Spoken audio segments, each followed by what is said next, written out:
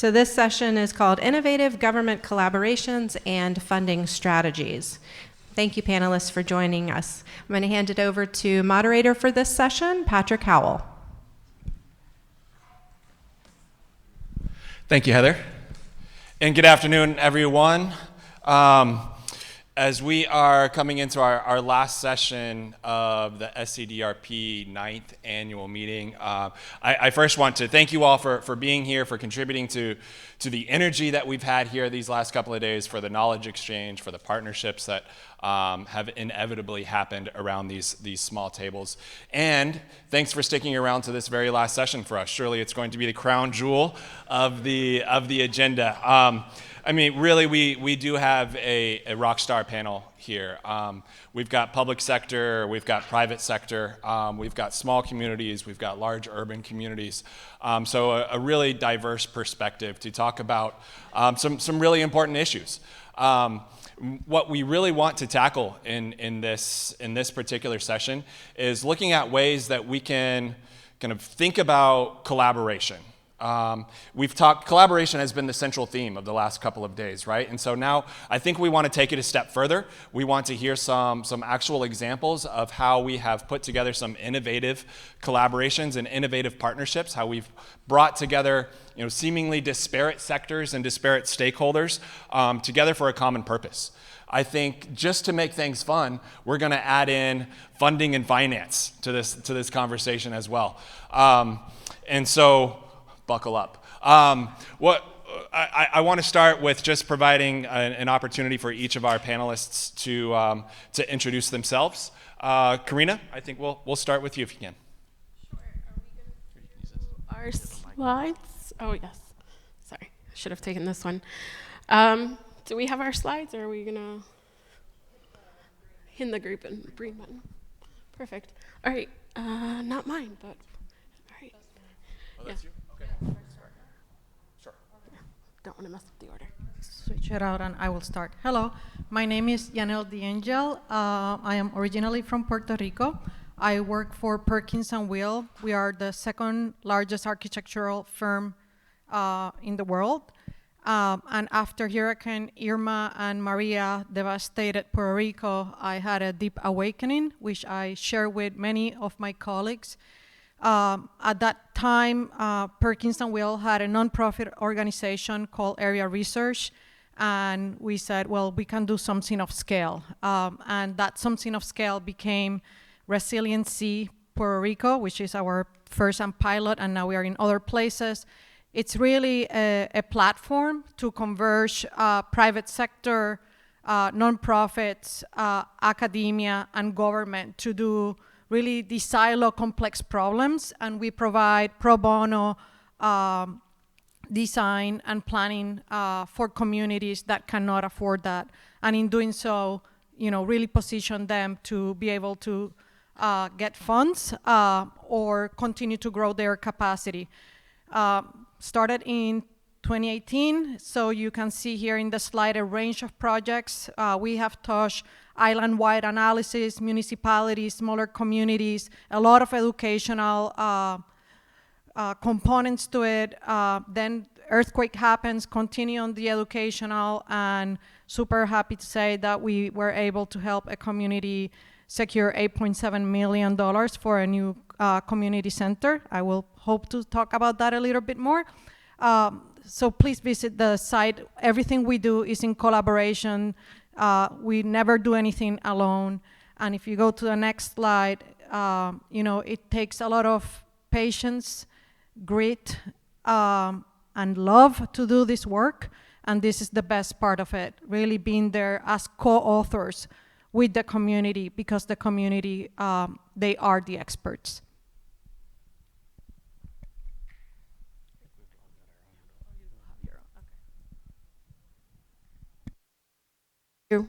Okay. Hi, good afternoon, everyone. Thank you for making it through a day or second day and staying around for the second panel. I'm Karina Castillo. I work in the Miami-Dade County Office of Resilience. I'm sorry you've heard about Miami-Dade County a lot over the last 2 days.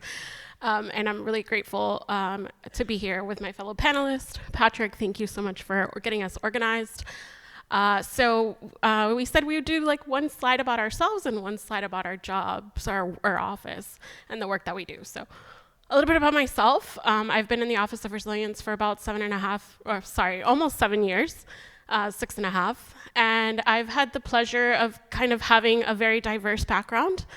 I originally started being impacted by Hurricane Andrew in Miami-Dade County when I was very young. And that made me want to understand why that happened and who it impacted, and just kind of understanding why. And so I pursued a degree in meteorology and applied mathematics. So at the University of Miami, go Canes. With that, I was very fortunate to work at the Hurricane Center after that. It was there that I realized that I'm both right and left brain, and I wanted to communicate about the stuff that was happening, and I got a little exposure to that at the Hurricane Center, but I went back, and then I've been really worked in the community-based organizations after that, and building capacity and sharing knowledge and translating science. And so I've gotten to do a little bit of more about that, but I think my favorite part was amplifying the voices of the people in the community. So I had the opportunity when I was with an organization to fly people to DC all the time to meet with legislators, and I just loved to sit back and let them tell their stories and hear and see the staff, and just the staff being like, oh, okay, all right, now we get why that's important. And thank you for being here. So that's a little bit about me. And then the next slide, in the Office of Resilience, we have 3 goals: to build a more resilient and healthy community, to serve as a model of resilient operations, and then to educate, engage, and empower the community. That's where most of my work sits, is in the partnerships and connecting with the community and coming up with innovative programs that cross that public-private sector line. And then just making sure that everyone in Miami-Dade County knows about the work that we do and how we could help and how we need them to be a part of the solution. And to continue the theme of yesterday, the QR code is there. Great, thanks so much, Karina. And Quique, please. Sure. There's no way I can do this sitting, so I'm going to stand for a second. Do you mind if I press it? Right. So I'm going to talk a little bit about finance. Super exciting. Resilienture is a venture around sustainable shorelines, survivability at the shores. Imagine, how do you present or posit a question around how do you hurricane-proof a country? That's how we started in the Caribbean. How do you hurricane-proof an island, a nation? How do you hurricane-proof or climate-proof or provide resilience for an entire community along every single coast in the US, possibly the world? So first, we said we're going to need a lot of people. And then we're going to need a trinity of companies. One is RESI. Just like one of the mentees was saying, she was the glue to all of the connections. We serve as the glue to all of the different parties. There's so many acronyms that I've heard today, which I appreciate, that I can't keep up. So it's really hard for many of you possibly to keep up yourselves. So we as a private sector come to the table and bring in the power of not just the designers, the architects, the engineers, but also the financial sector to bring the money to the table to actually get these projects through. All from the optics of entrepreneurs and all from the standpoint of how do we get not just positive returns, but actual equity and equitable returns for the communities we're trying to protect. In the end, we have not just RESI, but then Resure, which is a not-for-profit entity that provides advocacy work. It can also provide feasibility studies, does all of the community work and TA assistance. And then lastly, what we call CORE, which is a Coastal Resilience Fund. Think of it not just as a fund, but perhaps like a special purpose vehicle that can then use creative financing to work out these projects. In the end, several examples, like Barbados, Antigua, and this current one in the US jurisdiction. The concept of blended finance allows us to create new models around capital deployment that usually are non-existent. Whereas typically people would go out and say, I'll get a grant and do the project. Now we can say, let's leverage that grant. Let's bring in impact investing. And then for every $1 that you get from a grant, we can raise another $5 and then do a larger project. And then I'll get into it a little bit more later on. Thank you. Yep, thank you, Quique. And Commissioner Williams, please. Now we get to the panelists who never got around to sending any slides in, which would be me. I'm Frank Williams. I'm an elected county commissioner in Brunswick County, North Carolina, which, if you're not from this area, is literally right across the river. I had a 10-minute drive from my home to get here, so I think I had the shortest trip of anybody. But as far as my background, I am not a scientist. I am not an expert on a lot of the technical aspects of this, and I am certainly by no means an emergency management professional.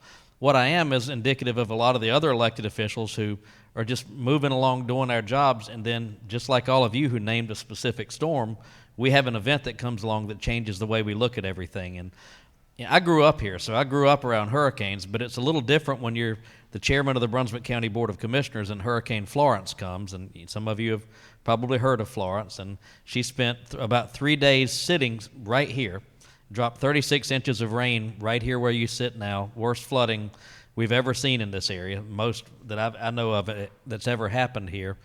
And I was, again, the chair of the elected county commission, so I was the one who had to deal with that and be a spokesperson and do a lot of other things. So I'll probably come at this a little differently than the other folks here, but through Florence, I was at that time also the second vice president of the North Carolina Association of County Commissioners, and that put me in line to be the president. Every president does a presidential initiative.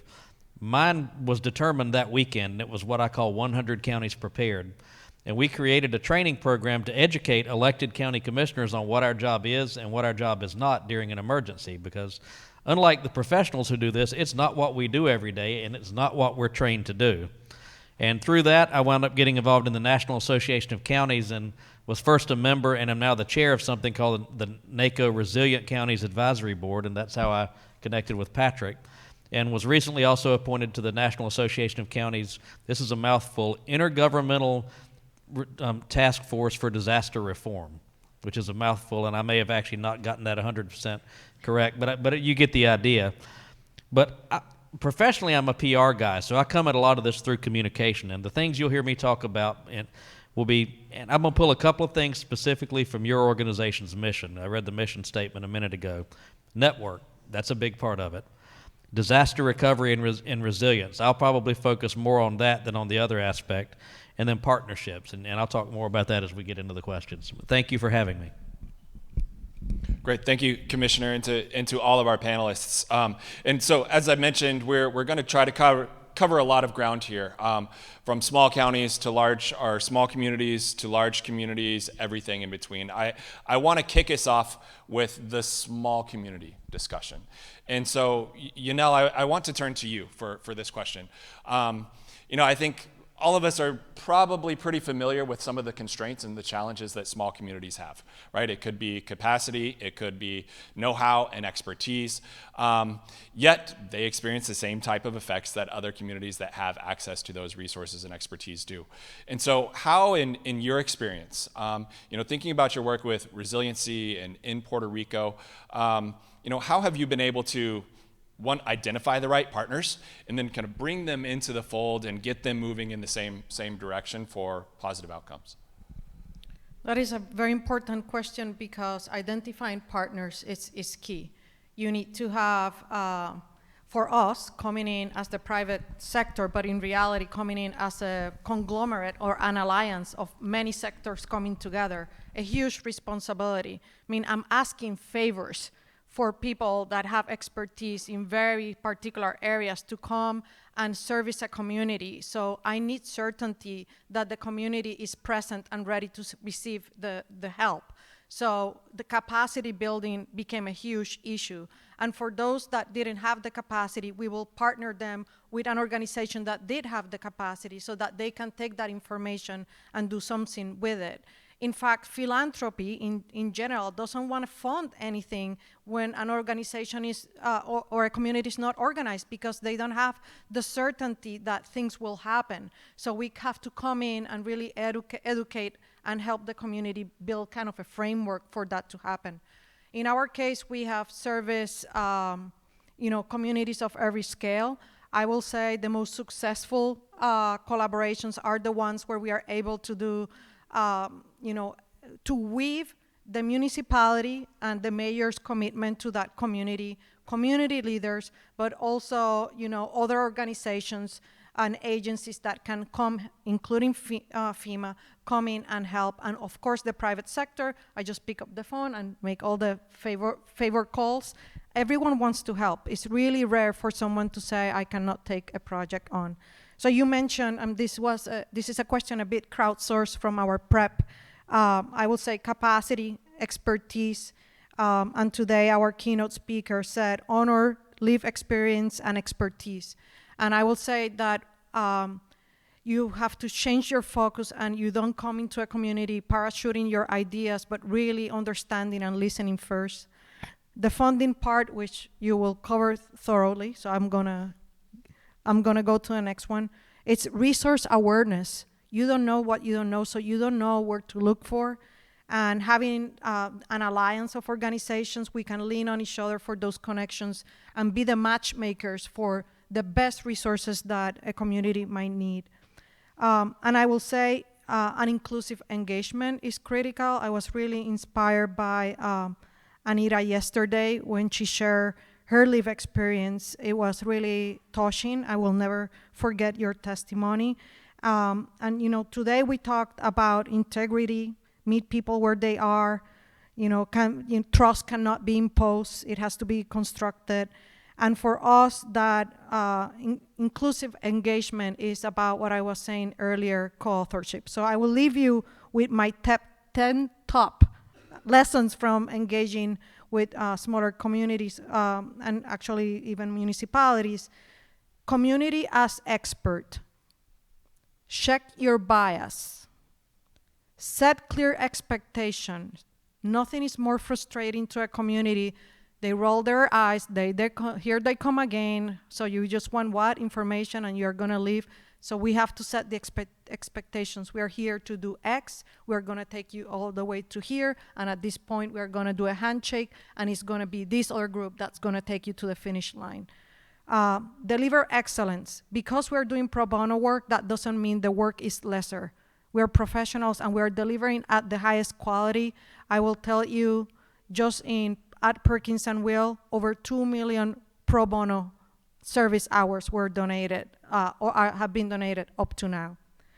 Partner to the silo complexity. I think that's a theme we have heard. Connect to resources. I don't have all the answers, but we have a lot of friends that can help. Educate. Close the circle. There's nothing more infuriating for people to give information, things to happen, and then no one comes back and closes that circle. It erodes the trust. Advocate and equip, and ultimately celebrate. And that's something that we didn't do enough at the beginning, taking time to celebrate all the little wins.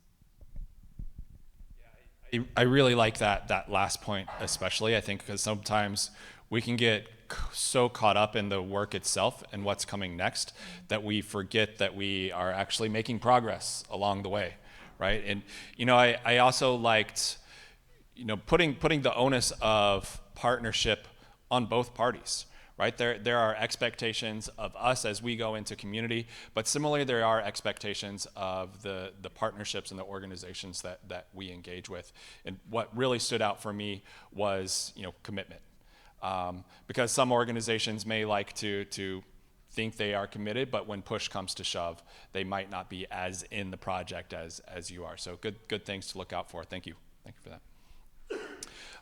So I want to turn now to Miami-Dade County and thinking about large communities. And so this doesn't only apply to Miami-Dade County, but I think with these large, complex, and urban areas, there's lots of different stakeholders with lots of different interests. Oftentimes they're competing interests. And so as you are pulling together an initiative, a project for community benefit, and you have all of these different voices that are coming into it, all of these different partners, how do you coordinate? How do you collaborate? How do you build consensus when there is such a complex environment like that? Yeah, thank you for that question. And so, Miami-Dade County is quite large. We have 34 local municipalities in the county, and we have, officially 2.6 million residents, but, that's up for discussion. And so I'd like to, just saying that locking everybody in a room and swallowing the key and acceptable answer to this question, I would love for it to be that easy, but it's not. I think, so, you know, kind of stole a little bit of my thunder there, but with one of her top 10, but I think coming in with clear expectations and having a really strong vision of what you want. So for us, the vision is creating a resilient Miami-Dade County, a future-ready Miami-Dade County. And so it's not easy across, you know, a very large county government to make sure that all the departments and all the divisions and all the so-and-sos and all the community-based organizations are all, you know, on the same page with that vision. But ultimately, you know, in our particular office, when we come to the community, it's, okay, we say, all right, we're building a future-ready Miami-Dade County. What does that mean? We want to accomplish X and Y, and another really important aspect of, you know, building the consensus is that circling back and is saying, all right, maybe we don't have the answer, but then we invite, you know, emergency management, or we invite our consumer protection division, and we make sure that we're bringing a whole of government approach to everything that we do, because there's nothing worse than losing credibility and trust than when you say, I don't know, and then you never circle back, or you don't provide that resource. And so a couple of examples that one example that I'd like to focus in on is, and I think it's kind of a struggle for us, is so we do a lot of neighborhood level planning in our office, particularly around flooding. And so when we go to one community, when we're developing this community level plan, for flooding and sea level rise, but we want to hear your stories and we want your input and what do you think about this approach or that approach, but it's really difficult because the solution is long term and the community that's there wants a shorter term solution. So we kind of have to, you know, navigate that water and say, okay, maybe in the long term you want to elevate your home, but we don't have the resources to bring that to you right now. And so, but here are the things you need to do in the meantime. But, you know, so ultimately we just got to say, like, we're going to get there and it's going to take a long time and it's frustrating and we understand, but it's all for that long-term vision of a future-ready Miami-Dade County and making sure that, you know, 20 years, 30 years from now, your investments are protected and that your children are enjoying the same paradise that we live in today. Another really, one of the other things that we do I particularly do in my office is I'm in charge of coordinating with the 34 municipalities in the county. Yeah, so it's not an easy job. Lots of different personalities, but I would say the fundamental thing and the success that I've had is building that personal relationship. I know that came up earlier today and a little bit yesterday too, but and then having that one person, so people know that a lot of times I get stopped and they're like, if you need anything, just stop Karina, she'll figure it out for you. So it's a blessing and a curse, but having myself as the main point of contact, that people know that they can call me and that I can answer and then I can connect them to the resources, whether it be in the Office of Resilience or not, I think is one way of helping build consensus. Because when I call them and I ask for that favor, or hi, I have a location that canceled for a meeting tomorrow, can you help me? They're gonna do it. And so, you know, it's the small things, but ultimately, like, everyone knows, because we've created that culture and that understanding is that, you know, long term, we're all in it together. We need you municipality, we need you at the community level, we need you neighborhood association, and just showing up for each other in the meantime while you're building that long-term vision. So no matter too small, too big, it's that relationship building and how you build the consensus. Yeah, and that's a whole lot of cats to try to herd, and so, you know, trying to, you know, build those relationships obviously takes time. And what I really heard is, you know, kind of, we all know it, but the trust being the foundation of that relationship. But, you know, things that we can do to build that trust is, one, being consistent, right? There's a consistent person that they can always go to speak with, and I'm sure it's the same reciprocally with the other communities that you work with, and consistency in communication. So for those community members that you're working with. They're trying to balance the short and long-term priorities.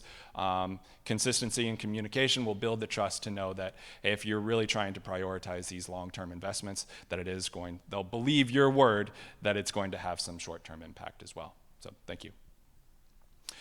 Commissioner Williams, I think you're in a really unique position here on the panel in that, I'm a local elected official, but also what you didn't mention and tell the rest of the group, that you're a business owner as well. And so really interested to hear your perspective about that public and private sector collaboration kind of at the local level. Maybe you could give us some insight or provide us some examples of what that type of public-private collaboration looks like in the pre-disaster side of things, and if you're so kind, in the post-disaster context as well. Absolutely, and Karina, I think a lot of the things you said will perfectly set the stage for this. To me, a lot of times it's not the government's job to necessarily do everything that needs to be done, but in many cases we're a convener and a facilitator, which means we're the person who facilitates, as you just mentioned, with a lot of the private sector entities, and those may be businesses, those may also be your nonprofits, and I'll come back to that in a moment. But I want to share just a couple of higher level thoughts on how I approach this. And something that somebody said years ago that really resonated with me is that relationships are the currency of leadership. And I really believe that is absolutely true. And the second thing, and this came from someone at Haggerty, who I believe is one of the sponsors of this session, and they said it's too late to pass business cards when the creek is rising. I think it was Mike Sprayberry maybe that said that. That sounds like something he would say. But the point there is build your relationship on a blue sky day before the crisis happens. And that sounds like exactly what you've done in Miami-Dade County. And I do a lot of networking in my business, and my definition of networking is making friends before you need them, so that, to Patrick's point, the trust is already there when you need to call on them or they need to call on you. So I think that's a big part of it, is intentionally developing those relationships. While I was at the table before I came up here, I texted Will Ray, who is the North Carolina State Director of Emergency Management, and asked him what groups are represented in your Emergency Operations Center during an event. And I'm just going to run through some of this list because I think it hits to the nuts and bolts of this question. One are your electric utilities, and that's an obvious one, but Duke Energy has a major presence in State Operations Center, and in our local operations center here in Brunswick County, also Brunswick Electric, our co-op. Water and sewer. You need to know things like, do you need to cut off the water or the sewer before something happens on this particular part of the area? And I know you guys have probably dealt with that. On a side note, I feel sorry for you if you have that many towns. We have 19, and I thought that was too many. But your telecommunication providers, they need to keep the telecom lines up so we can actually communicate with other players about the event. And these people actually have dedicated spaces in the State Emergency Operations Center. Big retailers, because a lot of times they're the ones helping get goods from one part of the state to the other. Your North Carolina Retail Merchants Association is actually actively involved in helping get goods and groceries to places that may not have them because the power's been out. I never knew that until I went through this process. Your volunteers active in disaster groups are certainly there. One thing that came out of my presidential initiative is we now have the Association of County Commissioners embedded in the State Emergency Operations Center so that there's a person they can go between with counties. That was never there before, and it was not even really part of my initiative. It was an accidental outcome, but probably one of the most valuable things. And one thing that was really interesting to me was how heavy of a presence the agriculture community has there. And they said, it doesn't matter how bad the storm is, you still got to keep the cows out of the water. If the floodwater's rising, you may have to move 500 cows, things like that, or pigs, or whatever. And those animals still need to be fed, too, when the storm is gone. So that's just a list of some of the relationships. I think where it may come in even more important, though, you mentioned the post-disaster. One of the things I observed with Florence is we were the center of attention for about 4 days. And then a little storm in the Gulf of Mexico formed a few weeks later named Hurricane Michael, and the media was gone. It was all in Florida, but we still had a lot of work to do. And that's where I think having those relationships in place to help keep everybody focused. I heard someone earlier from Asheville, that's going to be a long recovery process in the mountains. And it's going to take people staying focused and working together. And I think where and I'll talk about this more in the future question as far as engaging specifically, but knowing what needs to be filled, needs need to be filled and who can fill them, because it may not always be the government. It may be somebody like Samaritan's Purse. During Florence, we had volunteers in Brunswick County from, I think, 50 different countries. I met a group from Israel. How did you even know where this place is? But yet they were here volunteering, and someone somewhere coordinated that, and there were relationships in place that made that happen. So I go back again, relationships are the key to it. And you mentioned vision. I'll put a little different spin on vision. Part of vision is also identifying the problems that might be coming down the pipe so you can head them off. And one person has limited vision, but if you've got all those people at your table, I don't know what the retailers are dealing with, but they can share things with me that maybe we can help prevent a problem that could be a much bigger problem than it would be if we didn't have those conversations. So those are a few of my thoughts on that. Yeah.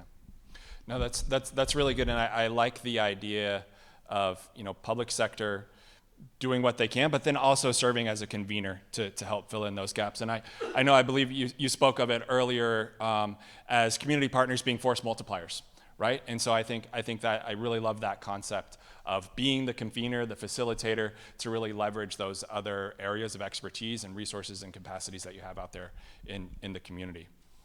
I want to turn now to Quique. I think I'm excited for this question because you have, with Resilienture, you've put together a nonprofit organization that then partners with the private sector to work in what would otherwise be a public space. And I think that you've got a really vast array of different partners that you have that cover different disciplines: engineering, humanitarian assistance, finance, and insurance. Maybe you could talk to us about kind of what brings all of those different sectors together, and what are the kind of ingredients for success, so to speak, that keeps all of those different players moving forward. That's a great question that I'm still trying to find the answer to, perhaps. I think it starts initially with one thing. If the purpose is to achieve resilience, then the ultimate objective is equally amongst us, which is prosperity, right? If we all start with a shared objective of looking towards prosperity for our people, then we can approach all these projects and problems and different outtakes. It's not that we're disparate, we're diverse. We're different subject matter experts in different things, from the government, from the community, from the private sector. But if we approach all of them from the same end goal, which is to secure the safety of our people and the prosperity of our nation and our communities and our children in the future, then we tackle the problem from a different angle. Being from the private sector, then I focus on, okay, how do I add value? So where do I fit in? Where do I make it so that the entrepreneurial spirit kicks in? And then we start innovating. Where do we bring in new capital? We talked about impact, but how do you ingrain impact measurement from the design level, so by the end of the project, not just you are reporting impact, but your financing attracts impact investors. So ultimately it becomes sort of like a recipe around how do you bake the cake from the bottom up with the same shared goals. And I think it boils back down to the same thing. You have to establish credibility and trust. It's all about relationships and making sure that we acknowledge from the outset that there's one single truth to this. The original infrastructure is nature. So we have to protect nature as the OG infrastructure and catalyze it to help us achieve this in the future. Yeah, that's fantastic. And I like the thinking, we're not that different if we all have the same goal, right? It's then just leveraging our own strengths, to help us reach that goal. And thinking about some of the work that you've done, Quique, also, I want to now kind of pivot to the funding and finance piece of this discussion. I hear a lot about some more innovative financing mechanisms and financing tools that aren't necessarily as prevalent in the United States. I'm thinking of, climate bonds, I'm thinking of catastrophe bonds, parametric insurance, those types of things that have, if we look at non-US Caribbean, there's been kind of a test bed there, some case studies that we could look at and that we could learn from. And so I'm curious to get your take on why those haven't been widely adopted in the US, and what might need to occur in our own environment, in our own policy landscape or what have you, so that they could be considered effective tools to manage our own risks here in the States. Sure, simple question. I think, so the traditional model that we're used to here in the US jurisdiction is broken, right? We have a great project, we have a great ambitious agenda, we ask for a grant. If we get the grant, we do the project. It may be large, it may be small, or we have to raise taxes. So typically these days, neither of those are gonna work. We're not gonna get grants, nor are we gonna be able necessarily to raise taxes. So we have to find value elsewhere. Elsewhere around the world, the concept of changing value and adding or returns to philanthropy or increasing the impact returns to private capital has been proven to work in this environment. I'll give you a great example. In one of the fact sheets that you provided from NOAA, the coastal communities in the US represents 40% of its population. It's $10 trillion of the US economy. That would be the third largest economy in the world. If we were able to move the needle on just 1% of this, we're talking about $100 billion a year. Just in terms of capital projects, that's gonna attract the attention of the private sector. There's a lot to be done in bringing in capital to this, but we haven't necessarily focused on the right approach. When we look at blended capital, all we do is change the optic from, yeah, let's get a grant. Let's get a $20 million grant, a $5 million grant, but why don't we bake into the formula impact returns? More than simply improving stormwater returns, it's actually safeguarding water, improving health, improving education, actually delivering resilient homes, creating an insurable reef, an insurable mangrove. Forget about the decreasing cost of insurability on a gray asset on the coast. That's great, and we can factor that in and include it in the cost.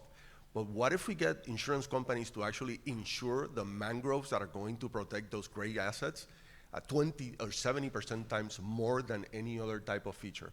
So when we start rethinking risk, and rethinking our approach to finance, then we unlock a new concept of investment.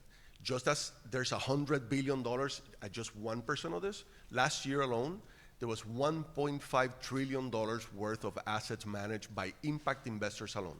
If you're not too familiar around impact investing and what that entails, we can get into all the creative stuff of catastrophe bonds, but I don't think people are at this stage of the conference will be too keen on that. But impact is really simple. It's patient capital that is provided, and the expectation is not just financial return. It's just I'm willing to provide capital, but if you return something more than simply financial mechanisms, but better yet, why don't you give me another return, social equity, health metrics, actual access to potable water. In Antigua, the project we're running started as an $8 million pipeline project, ended up being a $90 million water safety project for the entire country, so that they never have to ration water for any single family again. That's a new optic, and I think it's requiring a change in mentality as to how we approach projects here. Mm-hmm. And going back to, as you mentioned earlier, you know, the OG of infrastructure, nature, right? Nature can be viewed as an asset in that sense, just as the way that we view gray infrastructure as well. Absolutely, and to add to that, when you mention, for instance, catastrophe bonds, which are a great development recently, that's just nothing more than investors taking on the risk. Right? So if the catastrophe happens, then the community that has the benefit of the policy receives the benefit. If it doesn't happen, then the investors who put up the money receive the return. So it's basically just hedging. What we do is we take all of these creative approaches, put them into a blender, and then we come up with a blended rate for the entire project. So literally we take a grant, and we take commercial debt, and we take impact investors, and we take resilience bonds and tax incremental financing and all of these super cool creative concepts, just literally put them in a blender and then come up with, here's the money. And we've been successful in deploying that sense of capital globally. Yeah. Fantastic. May I add something really quick? Please. So I think part of the question was, you know, why hasn't that worked in the United States? And so from a local government perspective, I think is that particularly when it comes to taxpayer dollars, that local governments are risk averse. And so that's something that maybe we need to look at, you know, how do we change that aversion for risk with our lawyers, with our risk management professionals, embedded within our local governments in order to capitalize on these opportunities to create a better future. He's a lawyer. I'm going to add one thing on that as well. In North Carolina, every state's local governments are different. Every state, like in North Carolina, we can only generate revenues in ways specifically allowed by our state legislature. So it's the opposite of the way the law applies to you individually. The law tells you you can't do this. For us, unless our state law says our county can take that kind of money, we can't do it unless something changes. And so it's different. We're not a home rule state. We're pretty much governed by what the state does. And that's part of my answer to the next question we'll get to in a minute is whatever you do, make sure it's legal in your state or your jurisdiction. Well, and what a perfect segue to the next question, too. I think, so we kind of talked about some blended and innovative finance. I think, we're all thinking about how we might be able to, pivot away from federal grants and federal dollars to begin funding our initiatives, our programs, our projects. And so, if you're like me, we're probably thinking philanthropy and what role that philanthropy can have to fill that gap. But philanthropy, that can be a difficult field to break into. And so I wonder if you have, any strategies, any lessons learned, good or bad, in pursuing, some of those alternative funding mechanisms. We haven't specifically pursued those, but I will, going back to something you just said about local government being risk averse, what I will share is what I would look for if we could invest, if we were allowed to invest in things like that, what I would look for, and also what would make me comfortable putting my name on something and helping promote it. I think that's the best way to approach this. The number one thing I would look for is, does it actually meet a need? Because we don't want to pour money into a black hole just to pay somebody's salary or somebody's conference. We want to make sure it actually meets a need. And that's how my county approaches any funding with a nonprofit. It's a contract for a service. It's not just a donation. It's, if we donate this to you, you're going to do this with it. And it's very specific. And that's just to make sure that we're making good use of our taxpayers' money. I'm trying to read my own handwriting here. I'll skip that because I don't know what I wrote. And I think a big thing in asking for the money is clearly, if I were on the receiving end, I would want them to clearly define the need and what need they were going to meet with it. And then transparency. People right now in this country, no matter which side's in charge, the other side doesn't trust what they're doing with the money. So transparency is absolutely key to make sure that the money is being spent where it was supposed to be spent, that it's not being siphoned off, and that it's actually meeting a need. And again, going back to making sure that, is this permissible under your jurisdiction's laws and regulations? I'm going to change gears a little bit and talk about how specifically we engaged a local charitable organization in Hurricane Florence. It wasn't about funding, but I think it was just a good example. In the middle of the storm, we were 4 days in, and the water was literally still rising in some places, and our emergency management staff were literally still conducting water rescues. And suddenly we start getting calls with people wanting to volunteer and donate. And they were well-intentioned, but we didn't have anybody dedicated to that because our emergency management staff was, again, literally neck-deep in water trying to save lives. And we realized very quickly we didn't have anyone or anything in place to manage that, which was a mistake that I hope we've rectified now. It seems like we keep sometimes learning the same lessons over and over. But we reached out to a nonprofit, and we were able to reach out to this nonprofit because we had the relationship beforehand. We chose a local one called Brunswick Family Assistance because we knew that they were dedicated solely to Brunswick County. No offense to the Red Cross or anywhere else, but we wanted someone who lives in our county, who knows our county. And we enlisted them, and we said, you are in charge of all donations and all volunteers, period. Anybody else who came in, we put them in touch with them because we had people donating things we didn't need and not donating the things we did need. And if they donate something you don't need, then there's going to be a news story about all these unused items sitting there on some tarmac, and you're going to get beat up in the press, even though you didn't need it in the first place. But it really worked well coordinating with them, and they, after getting past one board member who didn't want to do anything new, which is a whole different story, they really jumped on board and took the bull by the horns. And what's amazing is I think they raised 3 times more money that year than they've ever raised, because everybody started donating to them. And not only did it bail us out and perform a major public service, it completely transformed their organization's visibility and credibility in our county. And their CEO, who was probably in her late 20s at the time, became a rock star in Brunswick County. I mean, I'm amazed that somebody didn't hire her away much quicker than they did before she finally did leave, because she could have gotten a really good job just based on what she did. But again, it went back to having that relationship and having a specific ask. We didn't go say, can you help? We said, can you help with this specific thing, and here's how we're going to funnel people to you. I think that goes back to, again, the relationship and knowing what they can help with. Yeah, and my big takeaway from that example, from that story, Commissioner, is don't overlook the little guys, right? Here you had this very localized organization that was then able to triple their impact.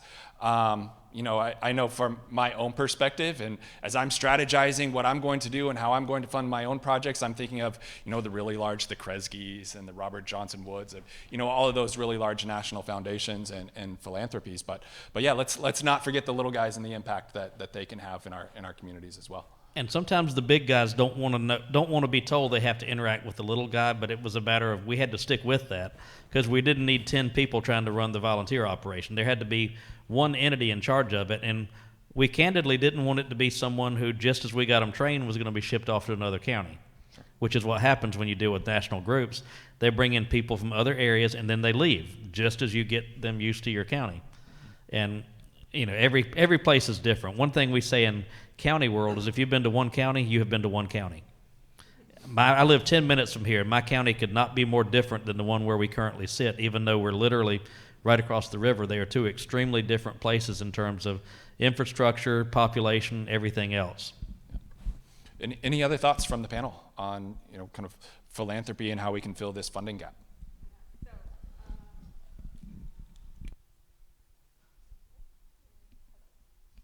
All right. Okay, it's on. So I want to share an example. In Miami-Dade County, we have a fantastic relationship with our local-based organization. It's called the Miami Foundation. They collect funds through donor-advised funds, right? So the donor identifies where they want to put their specific philanthropic dollars. And so really our relationship in the Office of Resilience started with them when we were selected to be a part of the 100 Resilient Cities program that the Rockefeller Foundation funded to create an urban resilience strategy. So about all the things that we're talking about today, not only climate. And so they became kind of the convener and the neutral party in this, what I call a three-headed monster.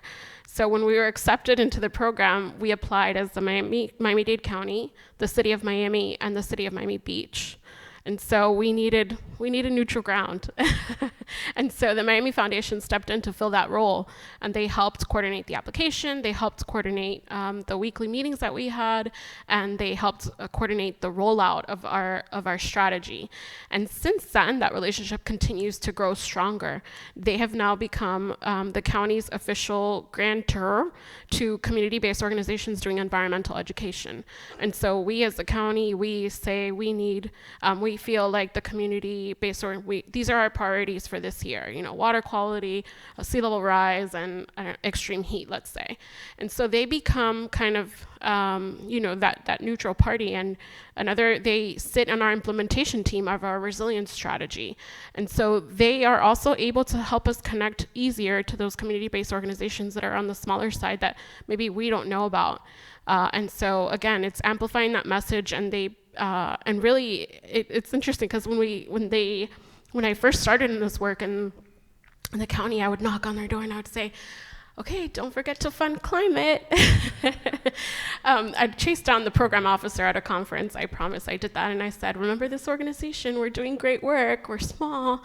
And then now they're looking at a parametric insurance policy actually around climate.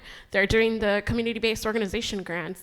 They have created a disaster resilience recovery fund. And so they've kind of, really led the charge. And again, the CEO who's come on board not too long ago, she's a rock star, and so she's helped drive that. But we could not do the work that we do in the Office of Resilience or in Miami-Dade County without our local community foundation. Yeah, really great example. Thank you. And as we're getting close to the end of our session, I do want to leave some time for question and answer for our panelists. But before doing so, again, this is the last session of the 9th annual meeting of SCDRP. So I kind of want to go out with a bang. I want to go out on a high note, and I would love to hear from each of you, kind of what is inspiring you? What gives you hope? Still within our theme of collaboration, of innovation, and funding and finance. What are you excited for the field of resilience going into 2025? I think several things are happening at the same time, so several needs are converging. The private sector, public sector, philanthropy are looking at this issue of nature-based solutions and preparedness not just as a cool thing to look at, but as a necessity. At the same time, there are innovative financial platforms emerging that can help dissuade that need and support it. And simultaneously, I think there's an opportunity to make sure that those new emerging areas and fields actually are driven towards an equitable solution to our communities that's spell prosperity. That not just provides me hope, but in the words of the speaker earlier, my joy is that I actually think this is cool, in keeping with the Cs. So what you guys are doing, we may be a group of geeks and nerds doing our unique thing, but I think it's pretty cool when you're doing a reef and a mangrove and a dike dune forest that is actually going to support an airport or a hospital, or the other way around. If you're going to build a hospital or an airport that is going to be the gateway for a tourism industry, for a community, and then you design it from the outset by making sure that you incorporate mangroves and dikes, dunes, levees, forests, and reefs, and then within that you can deploy aquaculture projects. I just think it's super cool. Yeah, well said. Yeah, super cool, and no shame in being a nerd about it. Yanel, how about you? I'm going to build on what Quique said, and I think, nature is often the client that is not at the table, and it's our responsibility to bring that to bear. And we have talked a lot about nature-based solutions. I think about that as regenerative design. I find a lot of my inspiration in terms of philosophy in the indigenous communities, and I will, welcome you all to explore that, because it has been a game changer thinking about that. And I will just say, know your why. If you know your why, you can answer all the questions that are going to unify us towards that one goal. And I think it's hard. Sometimes you have to do that deep, reflection and know your why personally, know your why of your organization, know your why of where we're coming together as an alliance to do this work, because it's hard work, So let's have joy while we're doing it. Right, exactly. Thank you. Commissioner Williams. You mentioned know your why, and I think for me, in terms of specifically preparedness, my why is that I want my community and my state to be more prepared for every event than we were for the previous one. You're never going to be fully prepared because you never know what's going to come your way, but to always be more prepared the next time than you were the last time. And as far as why that gives me hope, just the opportunity with the National Association of Counties to actually have a seat at the table on that disaster reform task force. I'm one of 28 county officials nationwide that we're tasked with by this summer putting together specific, actionable federal reform proposals. And the president said, I don't want pie in the sky theory. I want something that they can actually act on. And Quique, you mentioned innovation. I've actually got one specific one. I'm going to bring a private sector idea to that, and I don't know if it'll make it on the list, but in a business, you often get rewarded if you do things on time and penalized if you don't do them on time. Why can't that apply to the people who are supposed to get federal relief dollars to where they're supposed to go? So I'm going to propose that and try to bring that private sector mentality, because the biggest challenge I hear all across the country is that it takes 10 years to get the money where it needs to go. And if you're flooded out of your house, that doesn't work. So that's one thing I'm going to bring, but just the opportunity to be at the table and be part of that discussion. And I think good things often come out of bad things, and what the things that have happened with Helene and the fires have brought awareness to the discussion about disasters and resilience. Great. So what brings me hope and joy? So I think two things. So one is that every single time I go to a conference or I meet somebody new or somebody who's studying this field, is that I'm more and more hopeful because now we're connecting the dots in the way that we didn't before. So how we're reaching across different sectors and silos and becoming more transdisciplinary for those academics in the audience is what gives me hope. And then the second thing is that, I stand upon the shoulders of the giants who raised me, my family. They reinvented themselves when they were forced to come to this country because of political reasons. And so knowing that, that same spirit of ingenuity and rebuilding and being just strong examples of what it means to start over, or to, do something, look at something head on and say, all right, we're going to do it. I feel that spirit of reinvention in the communities that we serve, all of us together. Yeah, that's beautiful. Thank you. We do have a couple of minutes left for question and answers for our esteemed panelists. Sir. Yes, my name is Gavin Smith. I'm a fellow resident in Brunswick County. We talked briefly before you came up to the podium. And I would maybe use this as an opportunity for the commissioner to speak to the issues that maybe we could build on for next year. And what I mean by that is, and you touched on some of these issues, Brunswick County is one of the fastest growing counties in America. The Barrier Island communities couldn't be any more different than if you go a mile north of 17. We've got all kinds of transplants moving in from the north that don't fully understand what a hurricane is. You know this, you saw it, and I've seen it too. And so I guess my question, or how would you advise us as to be more effective given those constraints or those challenges, or how do you make sense of those things from the local perspective that might help us learn so that we can better help you? My number one piece of advice to the citizenry of Brunswick County or any county is go to your local government website and sign up for emergency updates and follow them on social media. And then when the storm starts, get off of Facebook and get off of nextdoor.com, because that is where you will get more misinformation than you can get anywhere else. During Florence, I literally spent 7 hours a day correcting bad information on social media. Literally, it was amazing the things people would put out, and otherwise intelligent friends of mine would share it and claim it was fact. And I know these people, like, how did you share that without calling me? You've got my number. But that's the biggest thing we deal with, is people putting out misinformation and disinformation. And you've seen that with every recent natural disaster. I'm amazed at some of the things that come out, and both sides of the political aisle are guilty of it. It's usually not the leaders, it's rank and file citizens who think the other side's up to something that put it out. But and then as a local official, to me, I focus on what I can control. One thing that North Carolina is very different than other states is there are 0 miles of county roads in North Carolina. That's something that's different than other states. Every road's a state road or a town road, and people call us screaming about the roads. We legally can't fix the roads. It is against the law for Brunswick County to fix a road, but the city of Wilmington here can. So we have to focus on what we can control, and we've got a 1-minute sign here, so I'm going to be quiet in case anybody else wants to answer questions. Yes, Holly.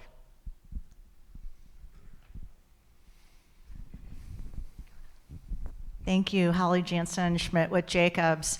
So I sit on the private sector side. I'm working with clients defining these mitigation and adaptation projects, and I see a big gap between the ambition of wanting to do these large infrastructure projects and the actual capital that they have to do large infrastructure projects, which are complicated, multi-stakeholders, multi-years.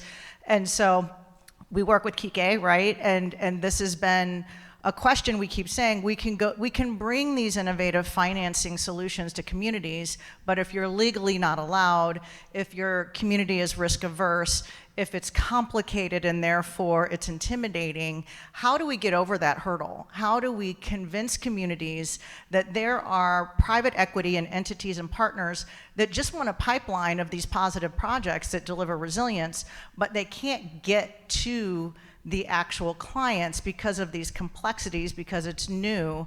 And so I would love to get your insight on how do we bulldoze through that, right? How do we deconflict a need with a solution, but there's this dense clay layer in the middle that we can't seem to get through?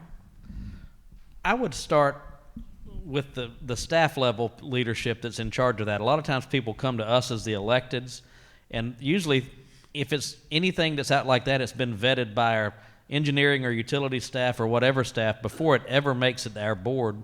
And so especially in North Carolina, with us being part-time electeds, other states have full-time commissioners, but we're part-time elected officials here. Sometimes the staff actually kind of gets in a little bit of a tizzy, and that's a good Southern word for those of you that aren't from here, if they feel like people are trying to go around them to get to us to influence the project. So I would look at, almost every level of staff here has an association. There's a water association, water and sewer association. If you can get on the docket to present at their conferences, you'll get a captive audience, and then that's where you're in the room with the people who are going to influence it. And if you come to my county commissioner association conference, I generally assume you know what you're talking about, or they wouldn't have let you speak. And hopefully that's the case. You shook your head no. You're disagreeing on? No. Just kidding. Just kidding.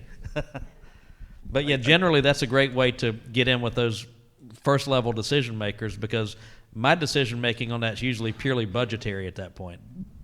I totally agree. As a recovering attorney, though, right, having floated over $5 billion worth of public debt, private-public projects, I think we have to be financially creative and have a sense of that innovative entrepreneurial spirit ingrained within our organizational systems so that they pursue alternate mechanisms as well. 2 weeks ago, I was sitting with a city mayor and the county planner trying to look at alternative tax district reallocation so that we could implement incremental financing on taxes for living seawalls and stormwater projects at the same time. So I think we have to make sure that we follow the law, but we also have to be creative and flexible in pursuing innovation, not just in deployment, but also in our financial approaches. And Commissioner, I'm going to give you the last real quick word here. One thing in North Carolina, for local governments to incur significant debt, it has to be approved by a statewide entity called the Local Government Commission, which is under the office of the North Carolina State Treasurer. So even if we love it, if they don't like it, we couldn't do it. So clear as mud, everyone, right? No, I genuinely want to thank each of you for being here, for sharing your expertise, for providing these really good examples. I think there are certainly some things that are very, very clear to us. That is the importance of partnerships. I think we learned some tactical ways on how we can build trust and how we can build those partnerships. And then, change our thinking about how we are funding and financing some of our own initiatives and projects. So thank you again, and thank you all.